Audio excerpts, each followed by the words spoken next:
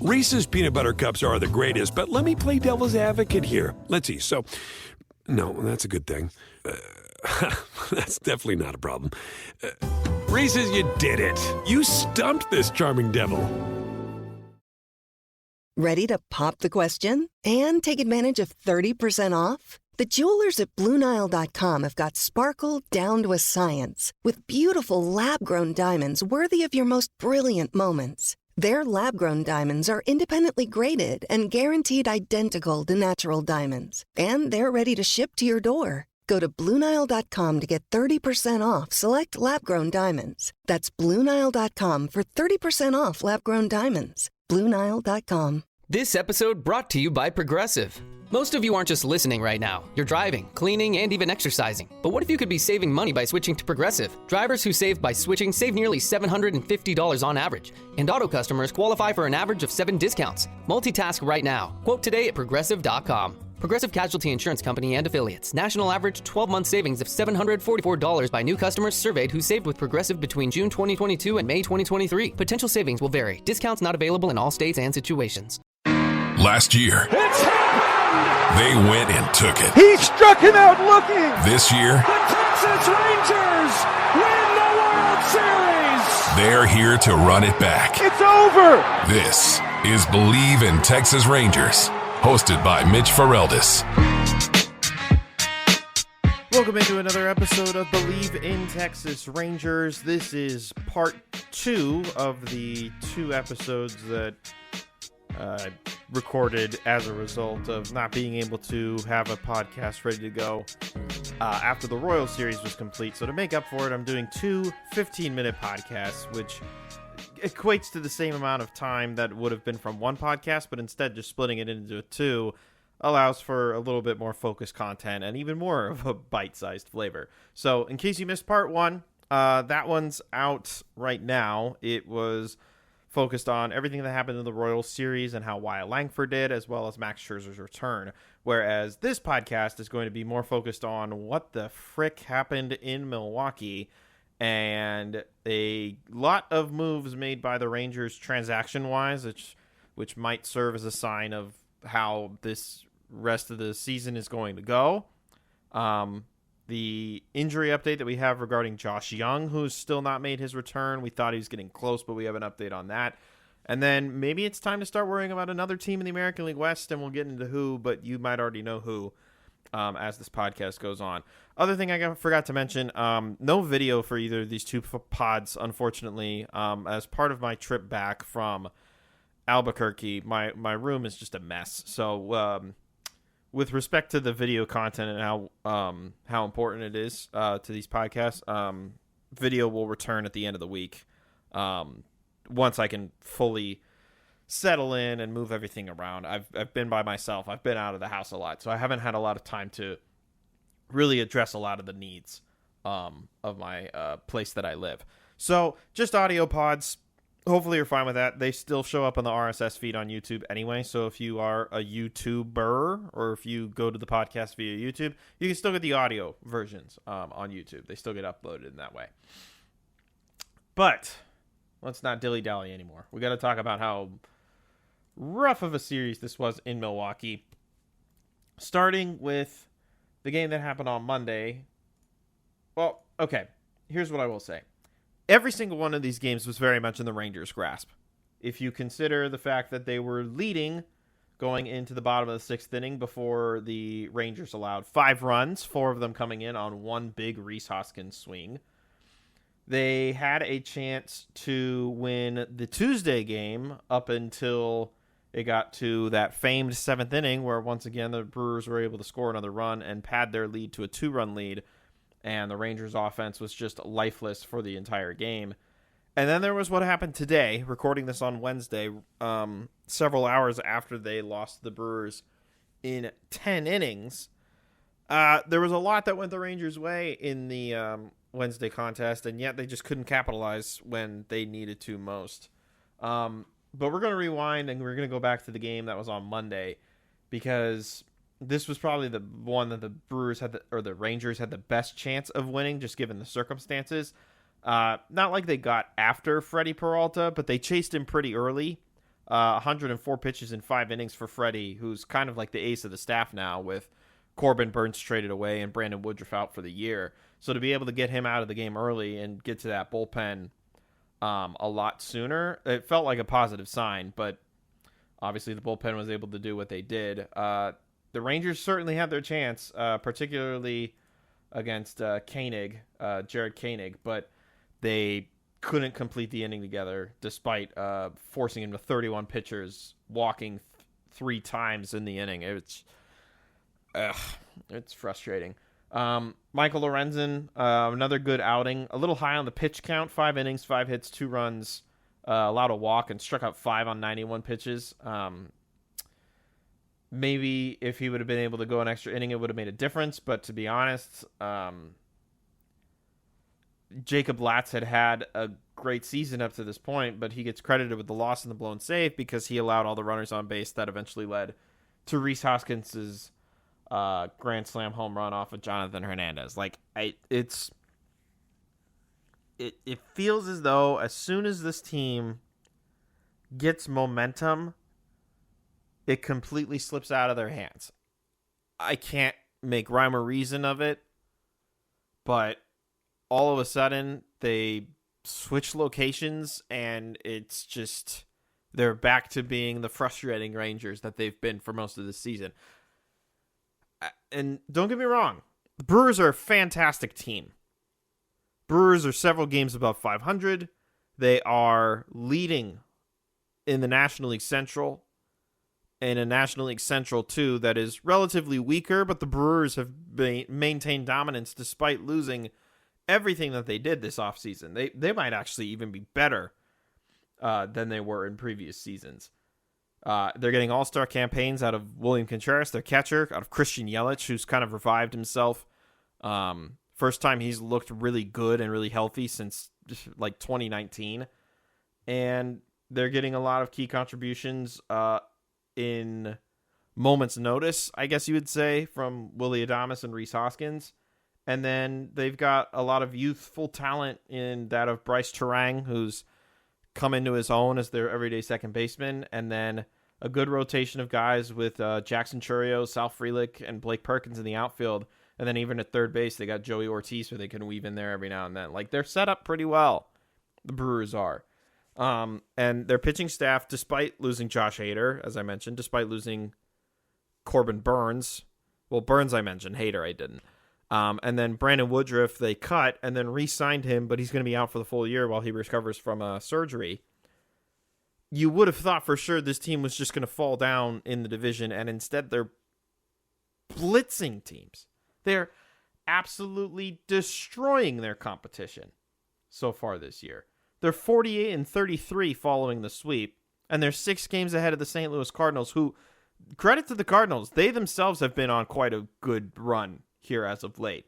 They've now surpassed 3 games over 500. They've passed they've really passed everybody in the division between Pittsburgh Pirates, Cincinnati Reds, and the Chicago Cubs. But Milwaukee has still got a massive stranglehold on that division, and I don't see them relinquishing it anytime soon. So should we be surprised that the Rangers really struggled against one of the better teams in the National League? No, given if we're just going to look at it purely from a record standpoint. But, man, they could have at least had the first game, and they probably should have had this last game too.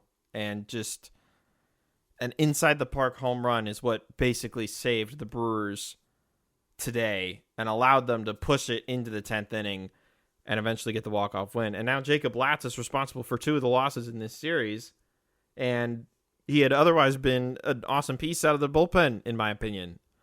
Not like shut down like David Robertson and Kirby Yates have been all season, but certainly important enough to be trusted with a ghost runner on base and then having to get 3 outs to force the game along to keep things going. It's really hard to watch this team sometimes.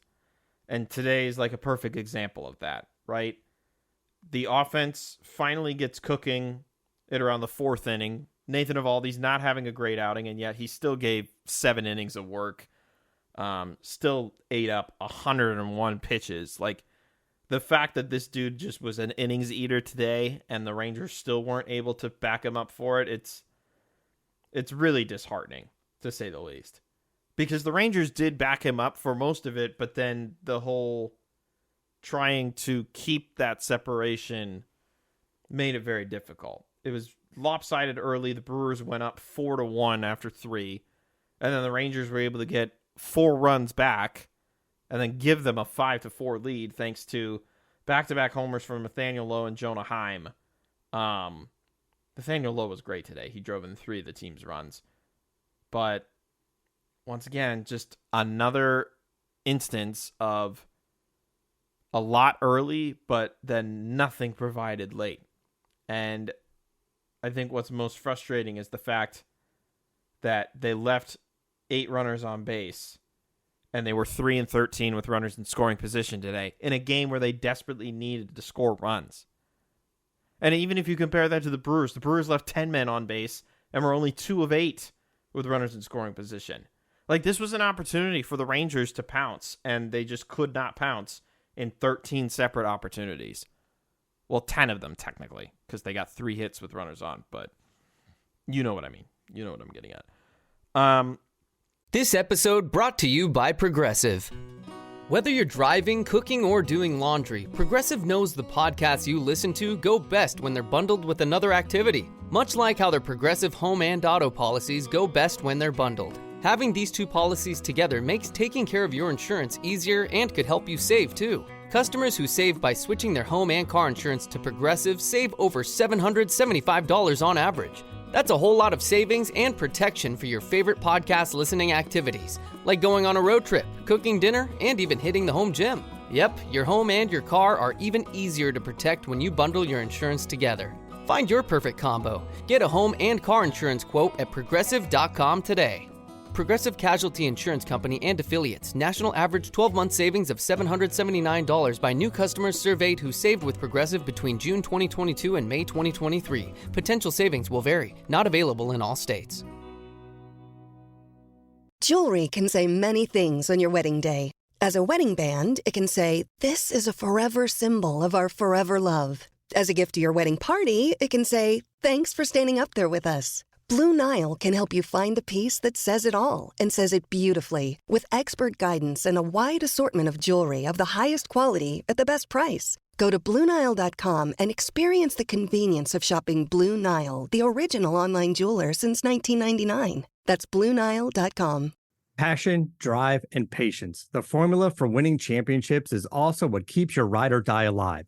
eBay Motors has everything you need to maintain your vehicle and level it up to peak performance.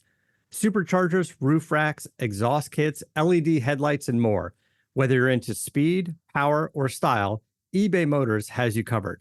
With over 122 million parts for your number one ride or die, you'll always find exactly what you're looking for. And with eBay Guaranteed Fit, your part is guaranteed to fit your ride every time or your money back. Because with eBay Motors, you're burning rubber, not cash. With all the parts you need at the prices you want, it's easy to make your car the MVP and bring home huge wins. Keep your ride or die alive at ebaymotors.com. Eligible items only. Exclusions apply. See ebaymotors.com. Prior to the game, there was a flurry, and I literally mean flurry, of roster moves that the Rangers had announced. So I'm just going to run through them real quick, and then we're going to talk about the one that stands out the most, and you'll know who it is shortly. So the Rangers were able to activate Justin Foscue off the 60-day injured list. He completed his rehab assignment, but he's going to stay with the Round Rock Express. So he's going to stay in AAA. Maybe he'll find his way back to the big leagues. But the reason he was called up in the first place was to replace Josh Young, who got hurt, and then Foscue himself got hurt. So there you go. Yeri Rodriguez, the right-hander, has been designated for assignment. That frees up a roster spot. Cole Winn, the right-hander, who got to make his debut this year and then had a couple of rough outings when he came back up. He's now been transferred to the 60-day injured list. Derek Hill was selected from Round Rock and added to the 40-man and then called up. He actually even got the start in today's game. Batting 8th, he went 1 for 4. And the last one was Ezekiel Duran getting optioned to AAA Round Rock today. And look, should we be surprised? Probably not. But at the same time, he was filling a need for this Rangers team, being depth, so to speak, for a position of great need, which would have been third base, and then spelling Nathaniel Lowe against left-handers when he'd go over to first base.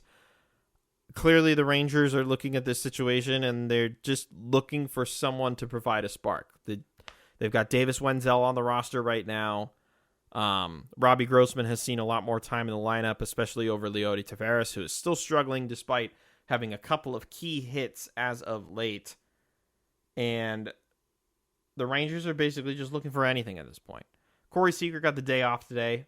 Who knows if he would have been able to make a difference. This was the most runs that the Rangers scored in this series, so I don't think it would have been much of a difference. But Durant's been a part of this team for a while now.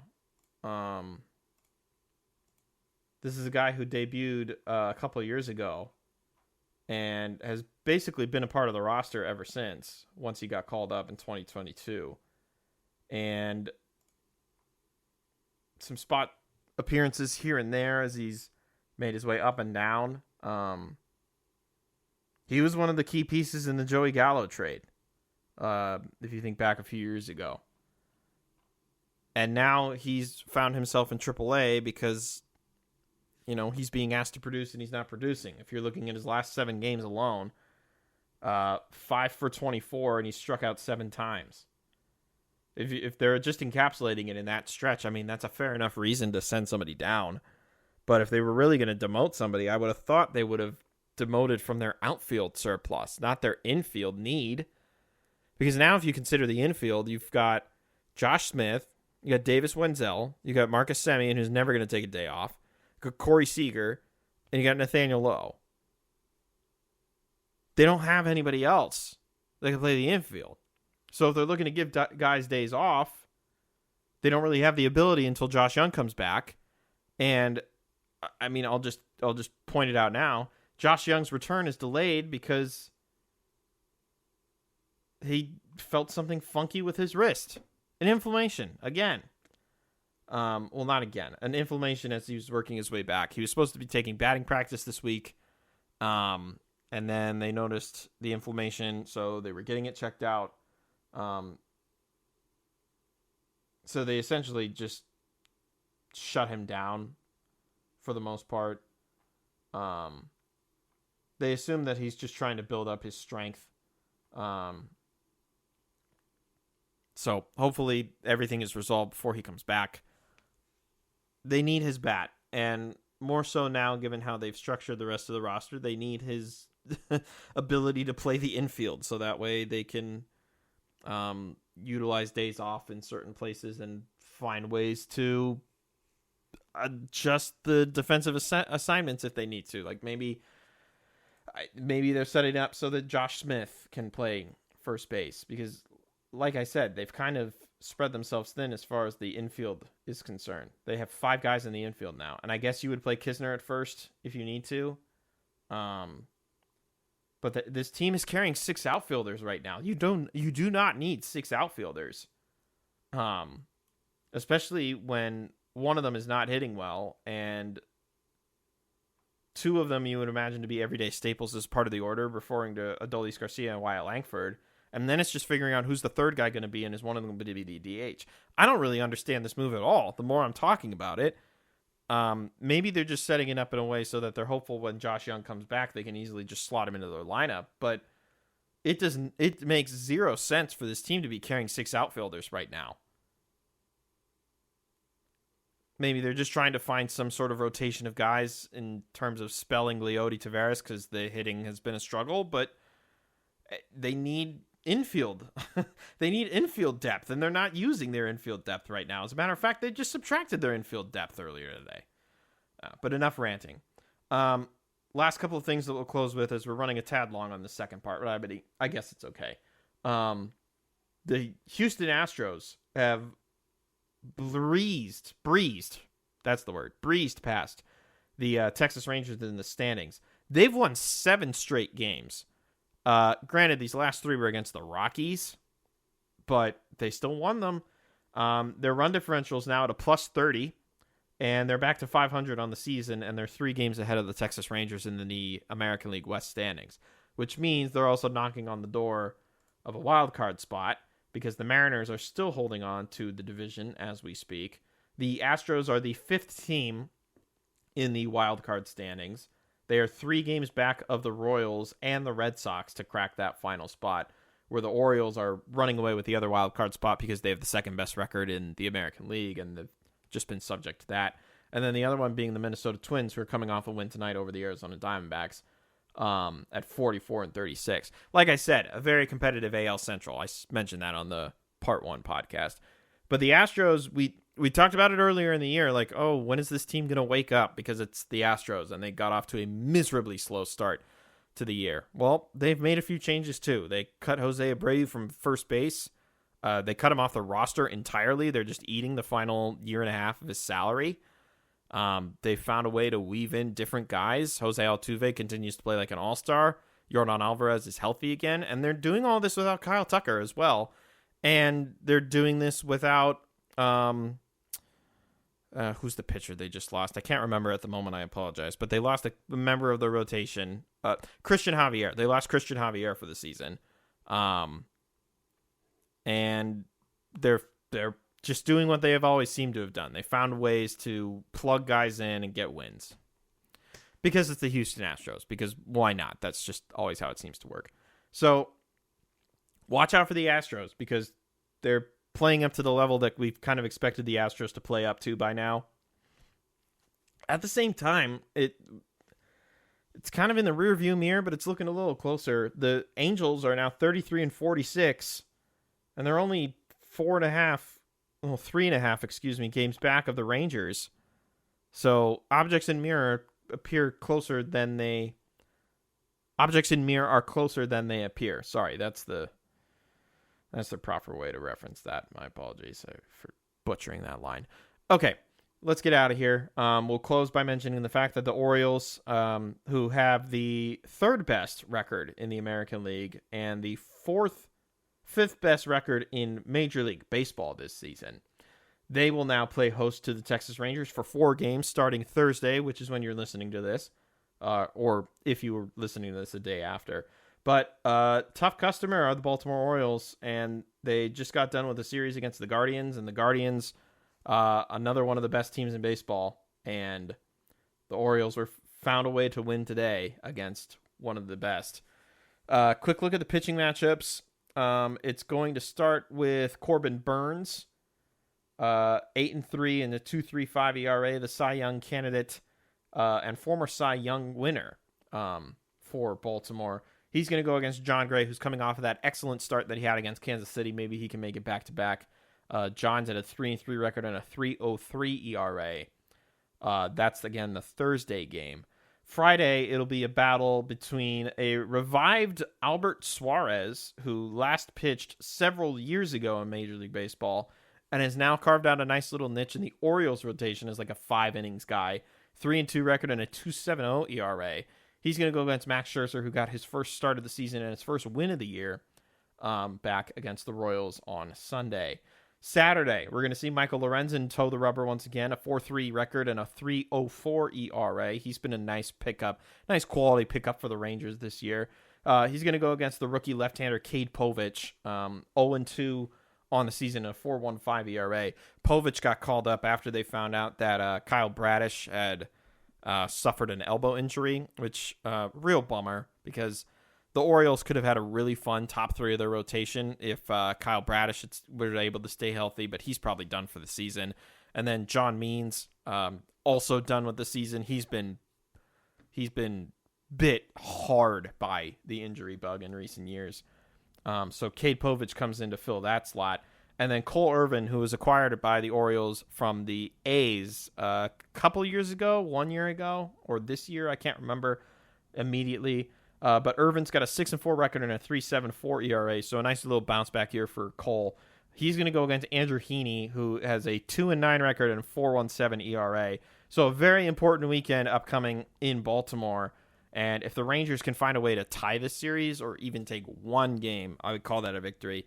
But this team cannot fall into another steep losing streak. They lost 5 in a row, going back to Seattle in the first 2 against the Mets. Then they were able to win 4 in a row by getting the last one against the Mets and then taking the games against the Royals.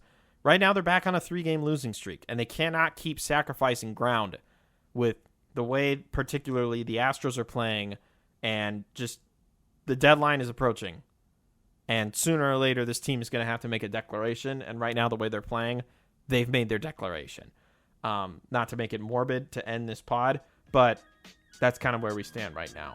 So we will be back after the Orioles series is done, see how they did. There's an off day coming up Monday, and then after the Orioles series, it'll be the San Diego Padres making their way to Globe Life Field. So until next time, believe in Texas Rangers.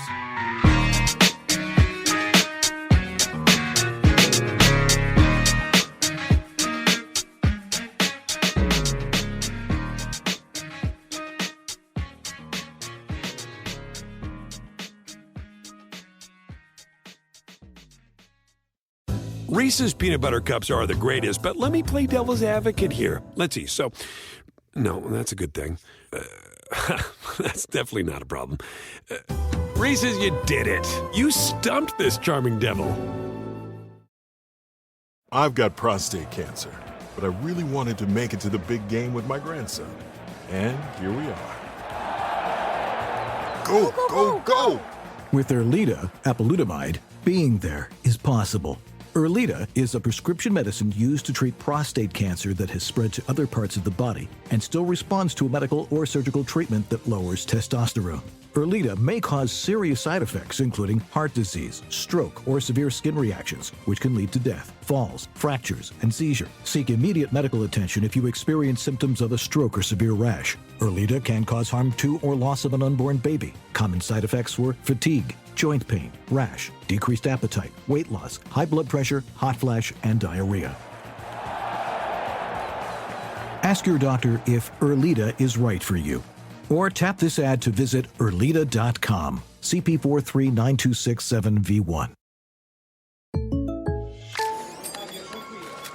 If your small business is booming and ready to expand, you might say something like, "It's happening!" Booyah! Yeah! Crushed it.